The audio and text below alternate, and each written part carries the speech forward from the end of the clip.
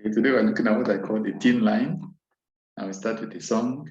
Get thee behind me, Satan, get thee away. I don't have anything to do with you today. So get thee behind me, Satan, get thee away. I don't have anything to do with you today. And always, of course. The reason why I've called this podcast a thin line is there's a very interesting passage in Matthew chapter 16, verse 13. Almost in the same breath, by the time you move to 21, you see, a huge difference. Let's start with Matthew 16, verse 13. When Jesus came into the region of Caesarea Philippi, he asked the disciples, saying, "What do men say that I am?" So they said unto him, "Some say John the Baptist, some Elijah, and others Jeremiah or one of the prophets." He said to them, "But who do you say that I am?" Watch. Simon Peter answered and said, "You are the Christ, the Son of the living God."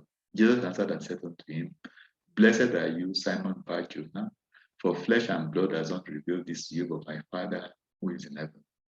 And I also say to you that you are Peter, and on this rock I will build my church, and the gates of Hades shall not prevail against it. And I'll give you the keys of the kingdom of heaven, and whatever you bind on earth will be bound in heaven, and whatever you loose on earth will be loosed in heaven." So Peter correctly identified that this was the Son of the living God, and he got tremendous commendation that it was going to be used, of God to further the gospel. But in the same breath, if you look at verse 21, from that time Jesus began to show to his disciples that he must go to Jerusalem and suffer many things from the elders and chief priests and scribes and be killed and be raised the 12th day. Then Peter took him aside and began to rebuke him, saying, "Far be it from you, Lord, this shall not happen to you."